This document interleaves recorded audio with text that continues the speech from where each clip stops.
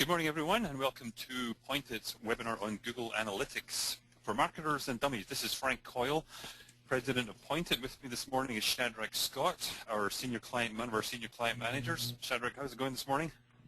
Going real well, Frank. Thanks. Excellent. Okay, so we're going to alternate between marketer and dummy. We're never quite sure who is who, but or which is which, but we'll find out as we go along today. Sometimes feel like a little bit of both. A bit of both. That's right. Some logistics just before we get started. This webinar will be recorded, and within about 24 hours after the event, you'll get an email from us with a link where you can go and play it back at your convenience. Pointed, as many of you know, Pointed's been around since April 2002.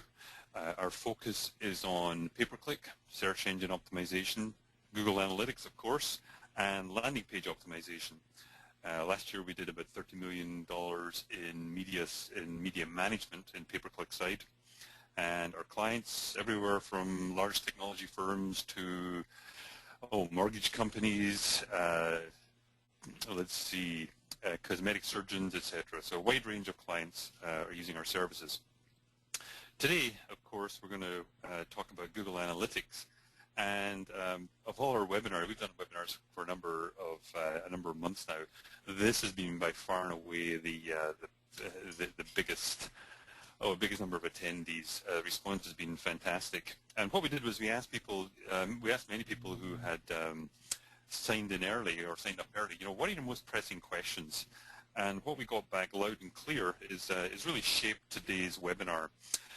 The number one was all about goals and funnels. What are they? How do we do them? How do we use them? Another issue we found right behind that was, hey, there's tons of data here. How the heck do we use it all? What are the reports we should look at? What's important? What's not? We got a number of advanced questions, and for the advanced users out there, we will be dealing with your issues in the second half of the webinar. But we had questions such as, how do I track my banner ads, my Facebook ads, or even local search in Google Analytics? So for those of you who sent in questions, thanks very much for helping us define this webinar. The agenda we'll go through, we are going to start off with goals and funnels since they were the most important. Then Shadrach is going to go into the various reports and which ones to use. And not just looking at them, but what kind of action you should take when you see them. And then finally, we'll go into the advanced techniques. Now, as we go through the webinar today, you do have the opportunity in GoToMeeting to type in questions to us. We'll handle all the questions at the end unless some come up that we can squeeze in as we go through. So let's get started. I mean, the overall objective of Google Analytics is simply to understand your data, to optimize it, and to ultimately improve the conversions, whatever that conversion might be for you, whether it's getting more sales, getting more leads, getting more phone calls. That's why we use a tool like this. The great thing about Google Analytics, or GA as we might refer to today, is you can use it to capture an enormous amount of traffic from a variety of sources. It can be the popular search engines, it can be your organic, your paid, it can be your local search traffic. It can be your email marketing, all those email messages you send out, sending them people to a URL. You can put Google Analytics tracking strings in there, and you can also use it in social media environments as well. So when we think of traffic, we like to think of it in terms of funnels. We have traffic coming in from all those sources, and it can go into it can be put into a couple of different buckets. The ones we're going to focus on are the lead gen buckets or funnels, or the e-commerce funnels. So let's look at a typical scenario where you get some traffic in. It's lead gen, and it ends up down as being a quote. Somebody's coming in, they're looking for a quote. And in particular, we're going to focus on the PP side of it. And if you think about it, when someone is looking for, let's say, a quote on, it could be a quote on moving, it could be a quote on, a service you're offering. There are multiple ways for people to get to that quote, just even through pay-per-click. You may have 5 or 6 different landing pages, all which are triggered by maybe tens or hundreds of keywords. And you want to know which keyword or which landing page is really driving that quote. In order to do that, you want to set up goals. And I'm going to take you through the process now of setting up goals and then looking at funnels which help you visualize the goals and identify problem areas. Within Google Analytics, in your analytics settings, you have profiles. And in the profile UI, there's a section called goals. Now, the nice thing that's changed very recently is that Google lets you create up to 20 different conversion goals for a profile. It used to be you could only do 4 at a time. But what it does, in addition to increasing the number of conversion goals, it also lets you group them into sets. So, for example, you may have a set here to do with all your white paper landing pages, one for your webinar landing pages, etc. So, a nice addition here. So once you decide you want to add a goal, the process is straightforward, but it's easy to make mistakes, and believe me, I made a number of them. But let me take you through it. The first thing you want to do is give the goal a name, so I'm calling this a white paper. The goal is on. It used to be the goal was off, and of course I forget to turn it on, but now it's on by default. The goal type, you can choose it to be a destination, because that's what I'm going to do here. I'm going to track this goal through to the thank you page. But you can also use goals to track time on site or to do page visits. But here it's going to be the URL destination. Down below, I simply put the end of the goal, which is the thank you page. And you don't need to put in your URL here. You just put whatever that last page is, you put it right there. You can put a goal value. Some people do that. I don't always use it. So if you said that getting a white paper is worth $50 or $100 to you, if you had a number you had calculated, you could put it in there, and Google Analytics will do some calculations for you, showing you the value of those conversions. Okay, once you get that set up, you have the goal set. But you then want to take it one step further and create a funnel for it. Now let's imagine that when somebody lands on the landing page, they actually have to go through 3 or 4 steps before they get to the thank you page and get their white paper. What you do in the goal funnel is you just outline the steps, page by page. So the very first step is the landing page. You put the URL in here, and then you can give it a name. And then you simply put in the URLs of the following pages until you get to the last one. Now remember, the last one here is, go up here, is the thank you HTML. You do not have to put that down here.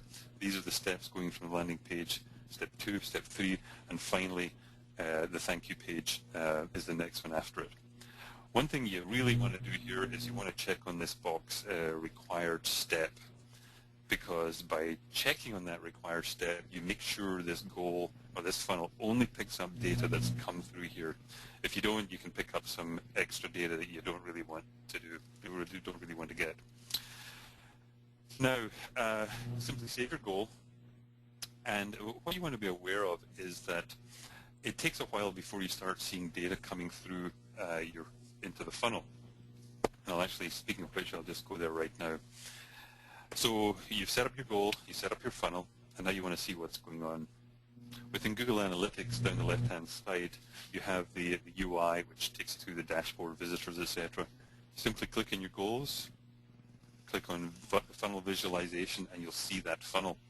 The great thing about the funnel is it tells you how many people made it through the process. So here, 64% made it to step 2, 62 to step 3, only 33 made it to step 4. And then down at the bottom here, you have the overall number that converted. So of that 1,247 that entered the landing page, 163 made it through. That's 13%. Now, sometimes we'll get the question, what's a good conversion rate? Off the top of our head, we can't really say one's better than the other, unless, of course, it's like 100%, which is fantastic. But the thing to keep in mind here is get the funnel set up. That means you have a benchmark set, and then start measuring against it. And how you might use this funnel is you would look at the steps here and look for ways to improve it. Obviously, step 3 is an issue. We need to do something to fix that. I've seen cases where only something like 20 or 30% of people are going from the landing page through to the next step, and which means, of course, that 70% of them are dropping off. And that's a huge flag. You've got to attack that page, because what that's telling you is your landing page is not working at all. You get some things to fix. Maybe you need to do some landing page optimization to get that ready. But believe me, having these visuals, I've said this on other webinars before, I think this is one of the most powerful tools you as an online marketer can have, because when you walk into your VP of marketing, your CEO, and show this data, show what's happening going through the funnel, that usually elicits a response. It can be a good response. If you're trying to get more resources from IT to help with a landing page, if you can show that, hey, these pages are broken, we need some help, that usually gets some action done. So I really encourage you to set up goals, to set up funnels. They're not hard to do, but one caution here is, if you're not seeing data coming through, certainly within 24 hours, but within, I'd say, 10, 12 hours, it's more than likely you've made a mistake in the setup. So go back to the funnel setup, check your URLs carefully, because you have to type them in. If there's a mistake, then nothing's going to happen. Make sure that required step is set that I mentioned, and then you should be good. You should be good to go. So that's how you set goals. That's how you set funnels. And then the next question is, well, what do you do with this data? So I'm going to hand it over to Shadrach, and he's going to take you through the reports. Right. Thanks, Frank. So on this slide we're looking at a lot of different reports. Levels over on the left, from the dashboard to the visitors reports, traffic sources, content, goals. There's a lot of reports here, and each of these categories has another hierarchy of sub-reports in there. So what we're going to look at is goals, what you're going to look at, and what you're going to be able to do with those. So on our next slide, I'm going to take a look at some reports here. And as Frank mentioned earlier, the main point of looking at these reports is to be able to improve the conversion and optimize the data that you're getting. So number one, improving ROI is going to be really important. And the way that we do that is twofold. First of all, we increase the number of converting traffic we have coming in. And secondly, we exclude the non-converting traffic. Now in itself, excluding traffic isn't going to get us more conversions. But what it will do is it'll free up some of our budget that we can put to this increase, or to this converting traffic. So with that in mind, goals are really important. We're going to be looking at the goal conversion rates on all of our reports and comparing those areas that have high conversion rates to those areas that have low conversion rates. And that's a really important part, is being able to compare these metrics from high to low, because that gives us some context. Looking at any metric in a vacuum without anything to compare it to doesn't really give us much, because we don't know what's necessarily good and what's bad.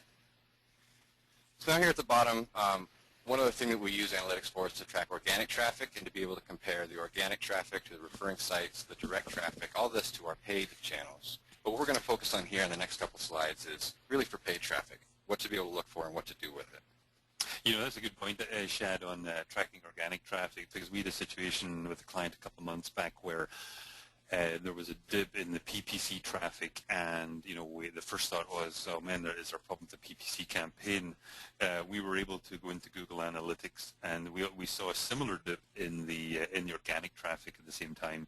And as I think it turned out, it was some kind of industry event, or there was something going on that affected searchers, regardless of whether they were paid or organic. So it's good to use it for organic traffic to almost do a sanity check if you think there's some issues with your paid traffic. Right, that's a really good point, just to be able to compare those. So on our first report, we're going to look at 5 reports here. We're going to talk about what's on them, what we're looking at, and then what we can do with those reports. And the first one we're going to look at is just the highest level look that we can get, and this is going to be our traffic sources report. And over on the left, we see it's the all traffic sources. So we're looking at all traffic coming in, where it's coming from, and then the site usage metrics here. Now, before we go into the metrics, I just want to point out a couple things on this page that are common to all reports, and these are going to be important items to keep in mind when you're looking at any report. Up at the very top, number 1 here is the export button. Something to keep in mind is that we are able to export this data in the table that we're looking at and then take it into Excel, where we can manipulate it and sort it or filter it, whatever we want to do to it there. The second circle here is the visits. Now this tab here controls what you're seeing on our graph at the top. Now what we're seeing on this graph is that over the weekends, our number of visits dips a little bit, and that's across all traffic sources. So if we had a client that was asking us why we saw less conversions on our paid channels over the weekend, we could look at this and say, well, that's pretty much account why. We can see that everywhere. But that visits tab controls what you're looking at on that graph. Number 3, a step down, the source medium. This drop-down menu has a whole list that shows what you're going to be looking at on your rows. So in our table, number 1 through 10, this is the source and medium, which is the source being the engine, whether it's a search engine or referral traffic or a direct traffic, and then the medium, the second part, being CPC, organic, and that CPC stands for cost per click or pay per click. That's our paid channel.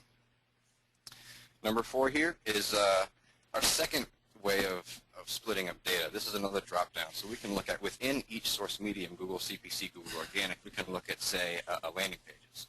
So we're able to look at landing pages by source. And that's an important one to keep in mind. It does tend to give you a much longer list of rows, but it is a little more granular as well. Number 5 down at the bottom is our filter. So if we wanted to look just at Google traffic, there's a number of ways we can do that, but one of those is by typing Google into this filter down here, and we're going to look at just those rows. Number 6 over across, this is controlling how many rows we're looking at. Now on this page we're looking at 10 right now, but you can go up to 250 rows, and that's an important one to keep in mind when you're exporting data, because when you hit that first button up there, export, it's only going to take what's on the first page. So in this case, if we would hit export, we would only take 10 rows. And then number 7, lastly, these are just different buttons that you can control the view that you're looking at, different ways to visualize this data, taking it out of a table and putting it into something a little more graphical. I encourage anybody to take a look at those, experiment with them, see what they like. One that I do like is that third button. There's a bar graph on there that kind of shows relative metrics that you want to take a look at. So having gone through those, what we're looking at here is the site usage report on this traffic sources. Now, metrics on this page that we're looking at is visits, page per visit, number of new visitors, and then the bounce rate. And the bounce rate is something that we get a lot of questions on. And that's an important metric to keep track of, because it means that those are the number of visitors that are coming to your site that are looking at the first page and leaving without exploring your site any further. Now, there's 2 reasons that we might see a high bounce rate, which is not good. We want to keep this low. But 2 reasons we could see that as a high bounce rate is because the landing pages that visitors are coming into are not relevant to what they're looking for, or it could be that we're just getting the wrong types of visitors coming in. And it's important to be able to identify and differentiate between those 2 reasons for having a high bounce rate. You know, we get that question, or I get a question, you probably get the same, Shad, as, what's a good bounce rate? And again, there's, it's hard to answer that specifically, but what I have seen is that, for your branded terms, you're going to find that bounce rate is really low. I've seen it in the single digits. I typically see it in the teens or low 20s. If I'm bidding on competitive terms, I'm probably going to find that bounce rate is high, maybe 50%, somewhere like that. And then maybe my top keywords, I'm in the mid 30%, somewhere in there. Again, treat your bounce rates as benchmarks, and then start measuring it as you attack what you think are the issues on those pages. Right, and what's good and bad is always varies no matter what you're looking at. So like Frank says, using it as a benchmark is a great way to go about that. So the second part of this report that we're looking at here is the goals report. So that first tab was giving us site usage metrics. This second tab up here, this goal set tab, this is going to give us a different set of metrics, specifically the number of conversions that are coming in and the goal conversion rate. Now this is an important one to take a look at, because after we've gone through the effort of setting up the goals and the funnels, this is really what we want to track. The other metrics kind of give us an idea of site usage and what people are doing on the site, but ultimately we want to make sure that they're coming through and they're converting and they're doing the action that we were directing them to the site to do. So on the site, or on this report, we're going to be looking at this goal conversion rate over here. And as we go through the next couple reports, this is going to be something that comes up again and again. We're looking for the conversion rate, and we're looking for places where we see a high conversion rate and a low conversion rate, because those are really where our opportunity is. Now on this report, we're looking at the source and medium. So all we're doing is identifying which engines are bringing in the highest conversion rate and which are the low conversion rate. Looking at this report, we can see that Google has a much higher conversion rate compared to Yahoo, which would give us a place to start in our analysis. We could say, if we can give more budget to Google, let's do that. It's working. We want to have more of that. And then also we can look at Yahoo and say something's not working quite as well there. So we can dig in and see what we can find that's not converting, or we can back off on the budget and give it more to Google. Now again, this is something that we want to keep in context. So what we'll look at is the average account goal conversion rate, which at the top we see is 7.84%. That's sort of what we're comparing these to and to each other. So the second report that we're going to take a look at is keywords. And this report we find in the search engine report over on the left under traffic sources. And in the search engine report, we have a couple options. We have an option to click paid traffic or non-paid traffic. And then on the drop-down, we want to make sure we're looking at keywords. Now, as we look through here, again, we're looking at goal conversion rate. We identify which keywords have high conversion rate and which keywords have low conversion rate. And this is what's going to inform our bidding strategies. So we see keywords with 4.9% conversion rate compared to an account average of 7%. That's something that we're going to want to bid down because we don't want to spend too much per click on those keywords. Similarly, when we see this 15% farther down the list, this is something that is working really well. But with only, it's got low visits compared to some of the other keywords in this top list. So we might want to bid this up, get it into a higher position, get more visitors coming through on this keyword that then have the opportunity to convert at that 15% conversion rate. So our third report that we're going to take a look at is something that often comes up when we think about putting visitors into buckets, and that's states or geography. Where are these people coming from, and are they acting differently on our site depending on which state they're from? So this report we find in the visitors section under the map overlay. And the map overlay report gives us this neat little map, and it shows us color-coded where people are coming from by volume. But what we're interested in is the table down below. And on a drop-down, we're going to pick the region, which corresponds to state here. And then we'll look through our state list and see where we can find areas of high and low conversion rate. Now here in our list, we see that New York has a fairly low conversion rate compared to the rest of the account. What we can do with that is we can then separate New York into its own campaign, give it a lower budget, so that we direct most of the spend to the higher converting states, and whatever's left over we can give to this low converting area. Now there's other ways that we can slice this up, and this is, just to point out, this is all traffic coming through here. What we're looking at here in this report is not just paid traffic. So we'll revisit this a little bit later on in our presentation and look at how we can look at just the paid traffic coming through, because that's really what we want to be able to affect. So our fourth report that we're going to take a look at is landing pages. This report we see under the traffic sources. We're again going to go into the search engine page and pick our paid option and our late landing page in our drop-down. There's a couple different ways of looking at landing pages, but this is one look that I enjoy looking at because it gives us our goal conversion rate right next to each landing page. So again, looking for areas where we see high and low conversion rates for an opportunity. When we look at paid, though, we're primarily focusing on areas of low conversion rate, because if we're going to be testing landing pages, we want to look for the low-hanging fruit first. What isn't working quite so well, and how can we improve that? So here we see two landing pages, one with a 2.45%, and then a little farther up we see a 0% conversion rate. Now, it's possible that these landing pages are associated with ad groups or keyword themes that aren't that relevant to the site or aren't really what the audience is looking for. But it's possible also that it's the landing page that isn't targeted well. So we need to test that and see what it is that's causing that low conversion rate. So as we're looking through this list of landing pages, we could be thinking, well, we've identified where the landing pages are that aren't converting all that well. What do we test them against? And that's where we can come up here and click on this non-paid link. And we can look through site or landing pages on the site where people are coming in organically and that have a high conversion rate.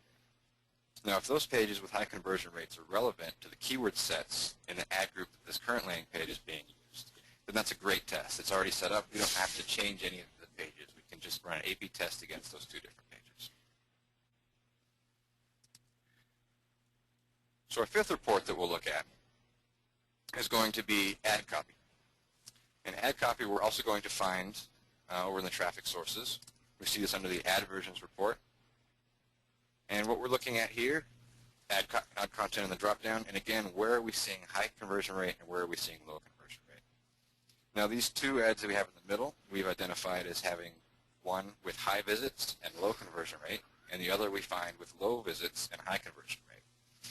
And before we go on and talk about the success of ads, I just wanted to bring up real quickly that we're not just testing to improve the click-through rate on all these ads. That's not what we would consider a successful ad necessarily.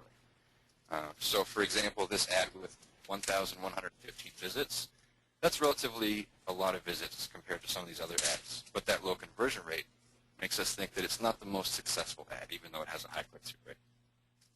So these two ads we would test, we would create a new ad in these groups where we would say this first ad with the high visits and low conversion rate, maybe we need to lower the click-through rate, make the ad a little more targeted so that we're getting a more filtered set of visitors coming in that would convert at a higher rate. The second ad, the low visits but the high conversion rate, maybe we need to test an ad here with a higher click-through rate. Maybe that's a keyword insert ad that would bring more people in without lowering that conversion rate. All right, Shad, thanks for covering those reports. We're going to take a little breather here for a second. We've gone through goals, funnels, we've gone through reports, and before we dive into the advanced Google techniques, we actually got some questions in that I think are relevant here. Let's see. The first question, what if there were many potential paths from the landing page to the goal page? How would you specify that?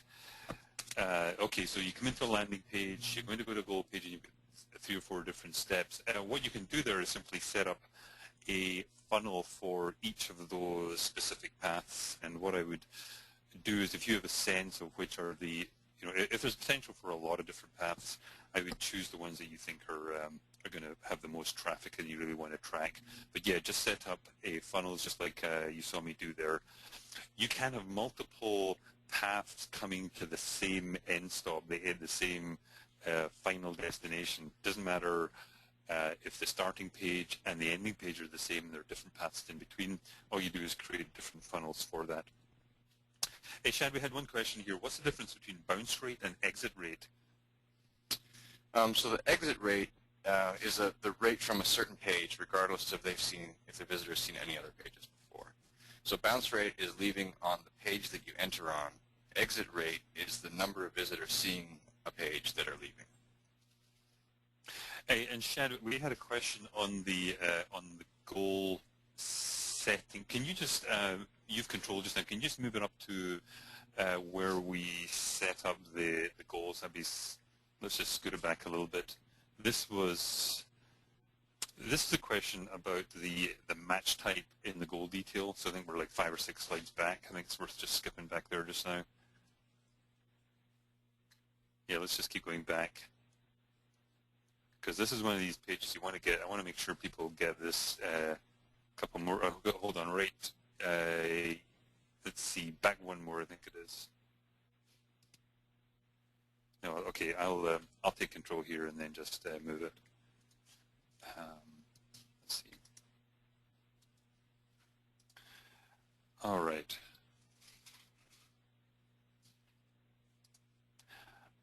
Okay, let's see. Oh yeah, here we go. It's the goal details. It's this match type here, and this is a really good question. I think it's worth seeing this. So there are 3 different match types here. There's exact match, where you'd specify the exact URL. There's the head match, where all they've got to do is match the head of the URL. The head being like the example here, like mysite.com. And then the last one is, I believe it's a relative match, and the reason they have the relative match, that might not be the exact terminology, but I think it is relative. If your URL is like a dynamically generated URL, it has a lot of it has strings in there with different codes, then the relative match will take care of that. In other words, if you don't necessarily know what that landing page is going to be, or which the final destination is going to be because of the variables within the dynamic string, then you would use that instead. But if you know of a specific if you know a specific URL for your destination, like thankyou.html, choose the head match, and that'll take care of it. That one can definitely get a little tricky. All right, good questions there, folks. Appreciate it. Just keep them coming. And now we will scoot through to the advanced section. don't be put off by the fact that it's advanced. There are some really good tips here on things you can do. And Shad's going to start us off with segmentation. Here we go, Shad, and I will give you back control here. All right, Great. Let's go. Thanks, Frank. So we're looking at segmentation now, and earlier when we were looking at the state report, we were looking at where people were coming into the site. We mentioned that that was all visitors, and if we were to take a look at those visitors that just came through paid search channels, we might see a different story. So that's what this advanced segments option is up here at the top. When we click on that, we get two options. The first is default segments. These are segmentations that are available to any analytics account that come in here. And the other one is the custom segments, and that's something that we can create our own segments to see a specific type of visitor that isn't in that default segment. But what I've got clicked here is the all visits and the paid search traffic. And this is available on all reports, or most reports, and it's something that we encourage being able to look at really what we're interested in taking a look at. So going back to that geography report, we saw that New York had a very low conversion rate compared to the rest of the account, and we saw that it was 5.99%. So we talked about breaking that out into its own campaign and giving it a lower budget.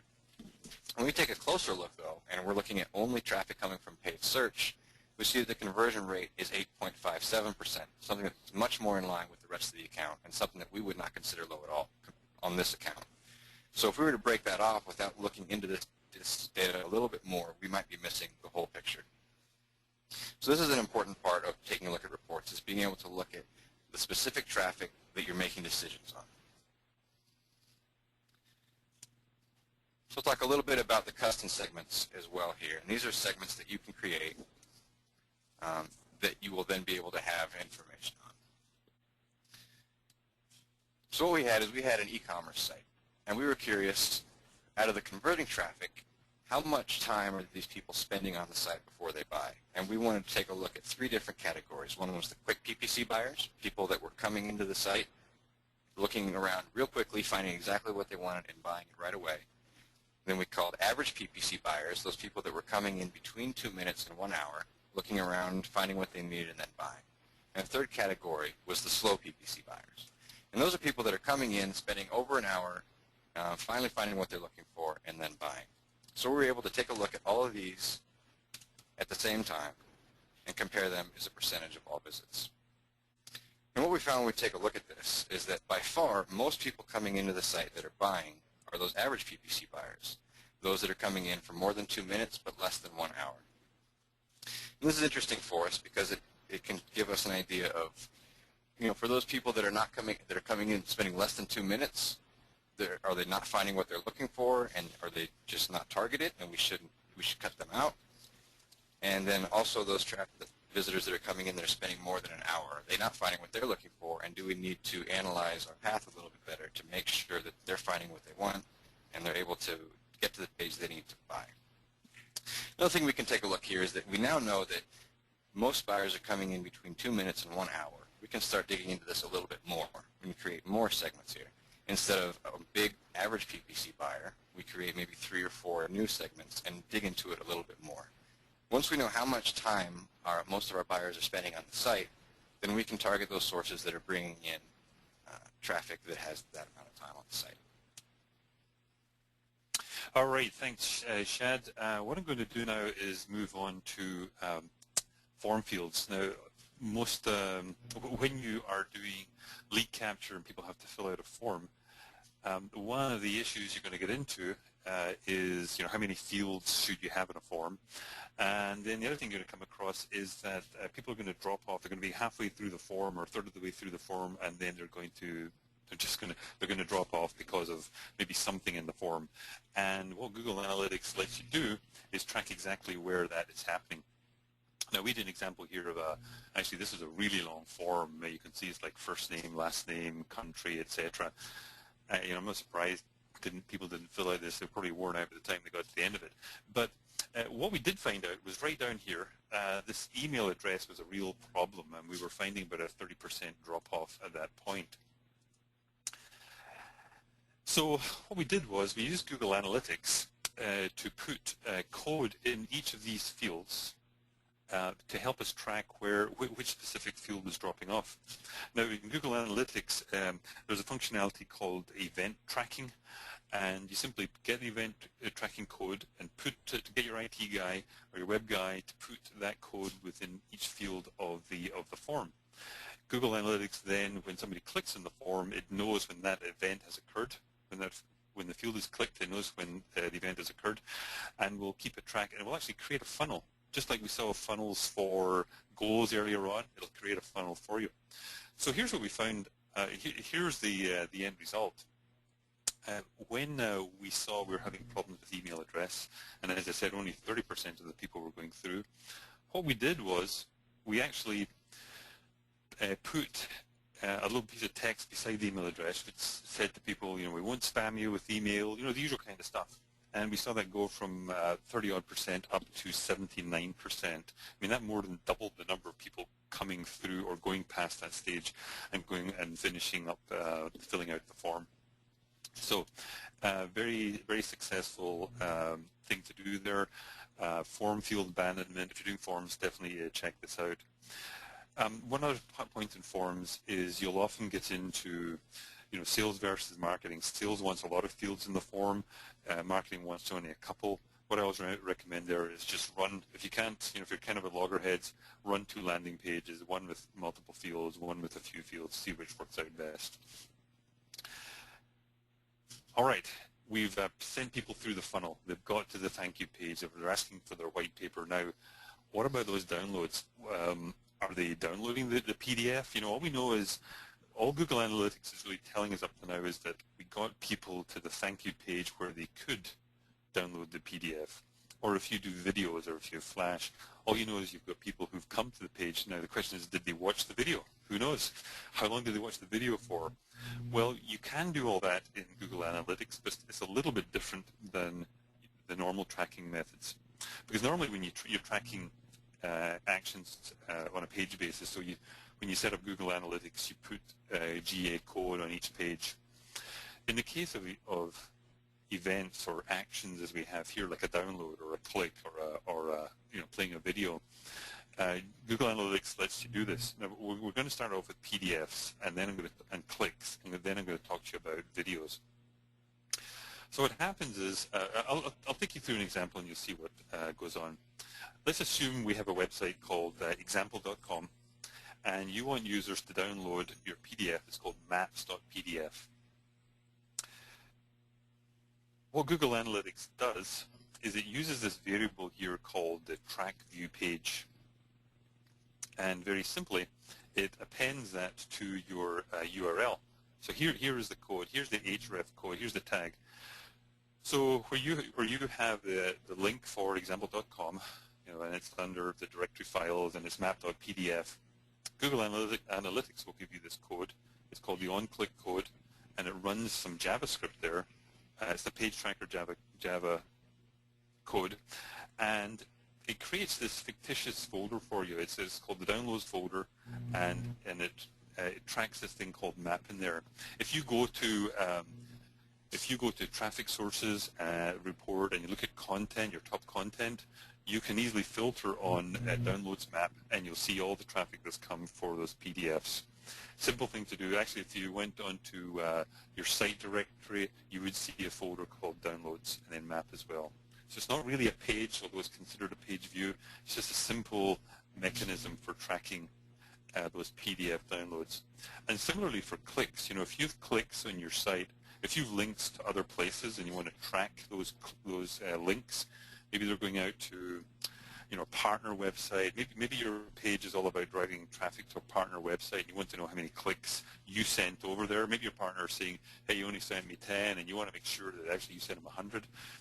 Then you can put the similar code here onto your site where that link is, and Google Analytics will track it for you. It's a really nice thing to do. Now, in the case of videos, Google Analytics has something called event tracking, and a video would be considered an event, and it's somewhat similar to what we've done here with PDFs. Again, it'll generate the code for you. You simply give it to your web guy, and he'll drop it into your site. And you can see whether videos were, whether they were clicked on. how were they played? Were they played all the way to the end, or were they not played at all? So looking at the big picture here, why is this useful? Well, obviously, one thing is to track. But let's suppose you have a library of case studies and a library of PDFs, and you let users, who've given you their information, you give them access to that library. Well, it would be good to know which ones are the most popular. That might be good information for your sales guys. And by doing this tracking, this download tracking methodology, or video playing methodology, you get better insight into what your users really like to do. Now, although this code at the bottom looks, kind of all geeky here, your web guy will just lap this up. This is no problem at all doing this. Okay, we did get a couple of real advanced questions when we asked for your input.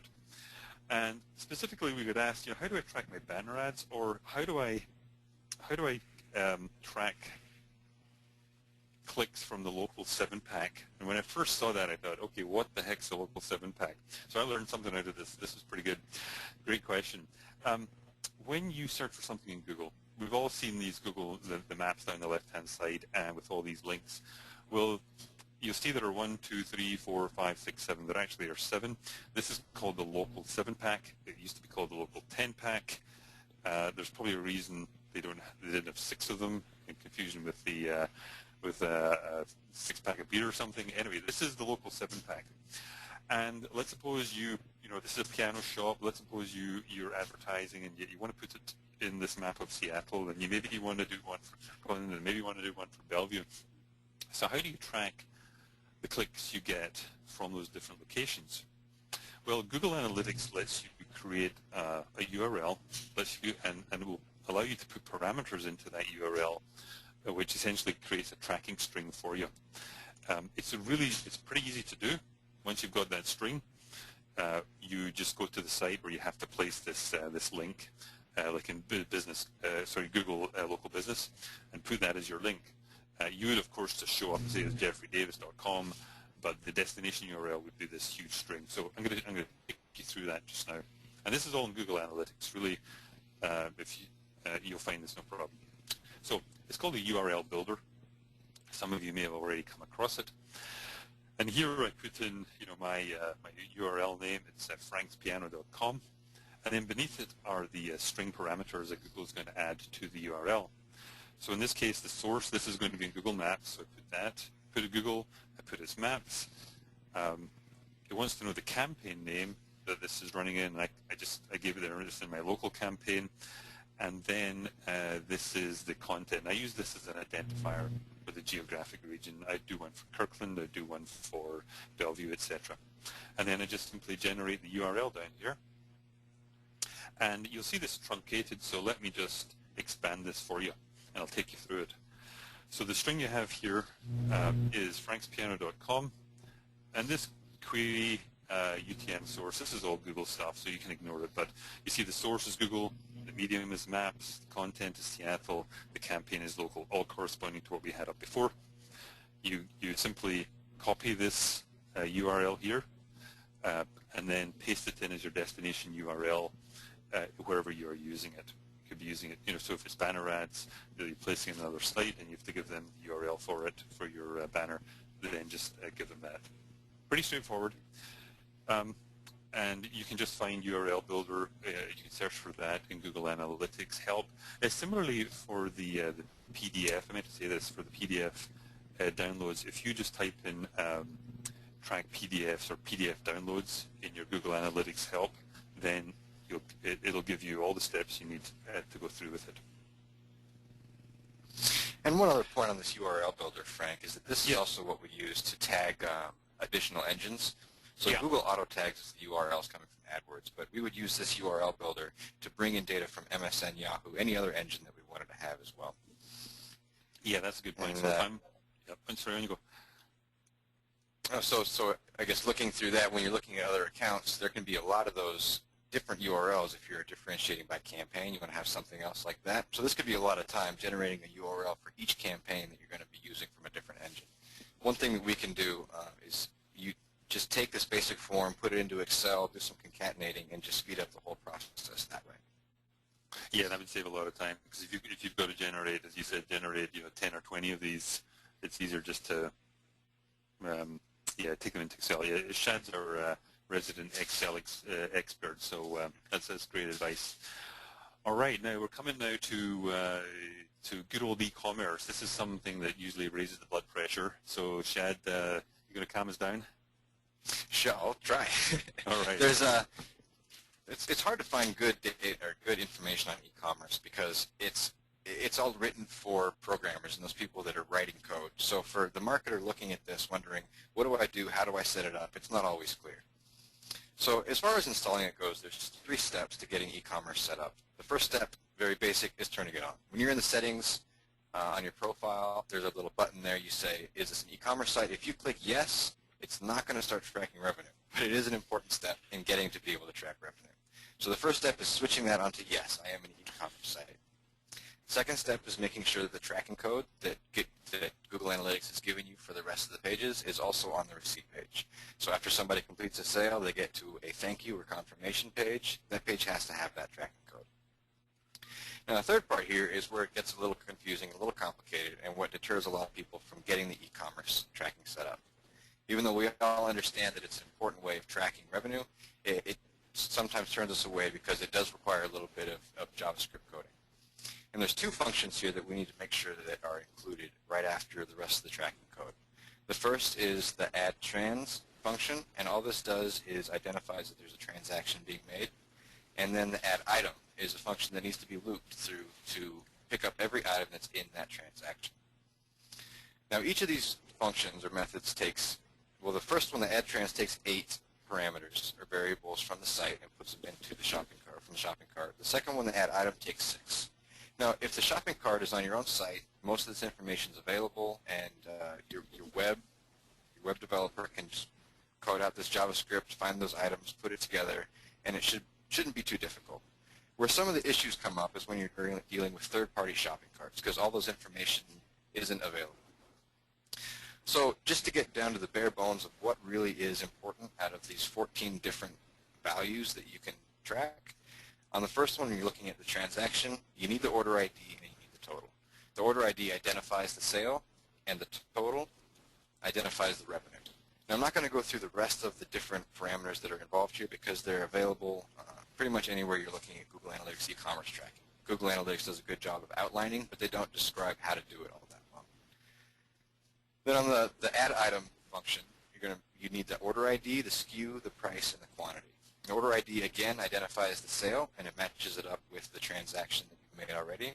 The SKU is important to make sure that you're identifying the product that's coming through. So if I'm going to do a product analysis and see which of my products really are driving the most revenue, then I need the SKU identifier. Then price and quantity goes into my transaction revenue data on my reports. So we'll take a look at reports now and take a look at 3 reports specifically and see what we can look at. Shad, just before you jump in there, how long does it take? It sounds, with all these variables, it possibly sounds a bit overwhelming with it, but how long does it take the web guy to put all this together? It shouldn't take very long at all. These methods here, the add trans and the add item, are really only just a couple lines long. I would expect them to turn it around once you can get on it in a couple hours maybe. Okay, cool. So getting into the reports, we'll take a look at what reports we now have access to with this e-commerce tracking and what we can do with those.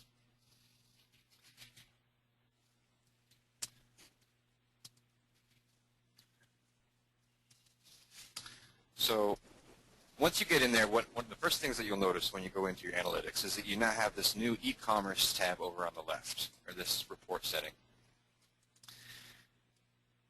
And what this e-commerce, if we go in here, we can take a look at the product overview report and look at which products are bringing in the most revenue. Now this is important because one thing that we've done with this, once we've identified products that are bringing in the most revenue, is we can create a separate campaign for those products, not necessarily centered around the keyword theme, but about the product theme. So if we know that this product brings in most of our revenue, we're probably willing to spend a little bit more on it and really drive up the amount of profit that we're getting here. So on these reports, the new metrics that we get, specifically purchases and revenue. And what I've circled over here on the right as we glance down the revenue column is that we have found a product that does bring in a lot of revenue. a lot of purchases, and would be something that we'd want to take a look into creating its own campaign. Another report that we're going to take a look at, back to our search engine report, what we'll notice here is that after those two sets of metrics that we looked at earlier, the site usage and the goal set, we now have a third tab on here, which is the e-commerce tab. Now this introduces us to revenue and transaction data, but looking at the same data, or looking at the same sources or the same segments that we were looking at earlier.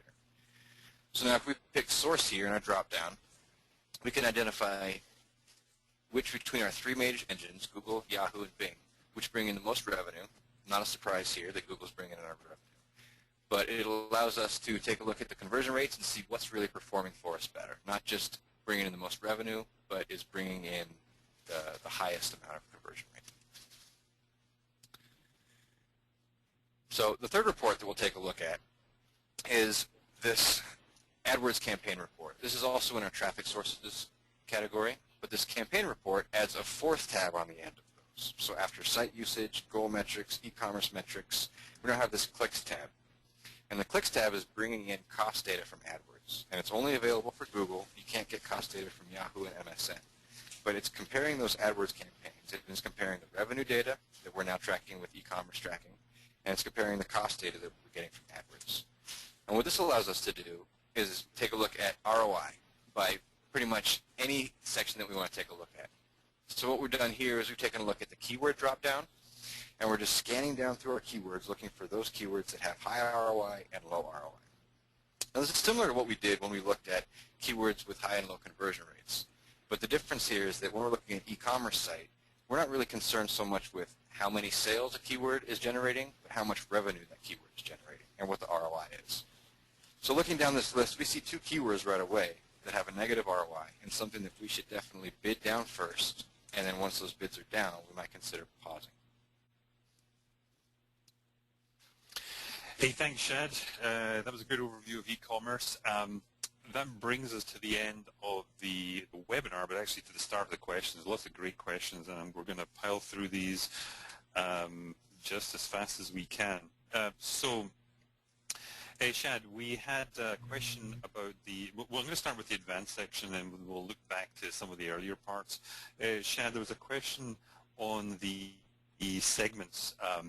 When you had the customizable segments, actually the question was, are those segments customizable? You know, the ones you had like traffic for 2 minutes to 1 hour and then greater than an hour, etc. Those were ones you just set up, right? Right. There's a link there in that segmentation. Once you open that up, the segments menu, there's a link there that says create your own custom segment or create a new advanced segment. And then that gives you a bunch of options. What I did going through there is I select the metric that I want to find is time on site that led to a sale, and then I identified 3 different categories, which was the time. So yeah, you can create that to be whatever you want pretty much. And actually, I think you just answered the next question was how do you get to that? How do you get to that custom? You know, those custom segments. So that's just you'll see that under the view segments, and then there's the custom option there. Yeah, that's right. Yeah. Okay. Next question was, where is the code for the forms? You'll find it if you look for events in GA. That will take you to where the code is. And similarly, the question was, what's the name of the code that tracks PDFs and videos? Videos you'll find under events. It won't specifically say videos, but look for events. And then as far as PDFs, just type in PDF download. Or tracking clicks, but PDF download will get it for you, and the code will be right there. You'll just have to make a small modification to it. Let's see. Oh, here's one. I don't know the answer to this. Maybe you do, Shad. What happens if your thank you page is outside of Google Analytics, you know, out of your domain? Are you aware What was the question? If it's what if the thank you page is outside of your domain, outside of your Google Analytics domain? In other words, maybe you're sending them off to somebody else's site to complete the event, the transaction. I'm not sure of a way to send that back to G8. Are you? You can create a different profile for the the second. Are you saying that the thank you page is not on the original domain that you're tracking? Exactly, yeah. It's elsewhere. Yeah. Yeah, you can create a different profile for a different URL, but you are going to need to have that that code on there. And that would be a process that we have to look into a little bit and make sure. Yeah, we'll look into this, and we'll shoot out an answer to this one. Let's see. Is there any way to track when people come to the site but they're using an incompatible browser, like Chrome or smartphone or something like that, versus the computer? Shad, one of those reports you had, you can see all the browsers that people come to the site with. Right. That was under the visitors section. So you can see what browsers certain visitors are using. And then if you see metrics in there that are certainly are definitely different from all the other ones that you're seeing, then you can see which browsers are having problems, and you can see that. Yeah, that's under visitors, browser capabilities, and let's see, I'm looking just now. I see Chrome there for somebody. I'm not sure how a smartphone would show up there. Actually, I see Opera Mini. I know that's used on some smartphones. We'll look into that one as well. That's a good question. Let's see. Going back to the beginning, somebody asked how much does it cost to create a profile in Google Analytics. Google Analytics is all free, so creating a profile, it's actually it's probably 5-10 minutes to set up a profile, if that. That's pretty straightforward. Shad, can you track click-through rates of keywords in Google Analytics, or is that something you're going to just see within AdWords? That's just going to be in AdWords, yeah. Google Analytics treats metrics that happen after the click, so it's tracking site behavior and metrics that are on the site. Okay. And then the question was, can you repeat what the head match means? That's when I'm setting up the goal. And the head match, this is the case where, I was sending everyone to thankyou-page.html. When you have a specific when you have a specific endpoint like thankyou-page.html, just use the head match. The other options, one is relative, and that is when you have different strings. And then there's also an exact match where I think you have to put in the entire URL. I don't use that. I just use the head match, and that covers the scenario where you know exactly what that last page is. Yeah, and just to talk really briefly about the regular expression match type in there, that's something that you would need to do. You would set up, it's basically another filter. So Google Analytics uses the regular expression language to set up a separate filter that we don't usually touch when there's a specific need to. In most cases, we use the head match, and that's plenty. There was another question, how actually does somebody get into the profession of Google Analytics? Maybe you could become a Google Analytics expert. Well, all I can tell you is there's a lot of demand for it. I mean, as I said at the beginning, this is our highest attended webinar ever. And what I suggest, you can become certified in Google Analytics, and then I would, just similar to, if you're a consultant, I would get out there, network, start talking to people, and I think there's a lot of demand for this kind of business, because it is kind of tricky to do, and I think people would rather just have somebody else do it. Okay, I think we are through them all. Shadrach, hey, thanks everybody for listening in. Thanks for staying with us. Thanks for your questions. Within 24 hours, you'll get an email with a link to the download. Listen to it at your convenience. And don't forget, if you have any questions at all, shoot them to me, frankc@pointed.com, or Shadrach, that's shadrachs@pointed.com. That's it. Thanks, everybody. Bye for now. Thanks.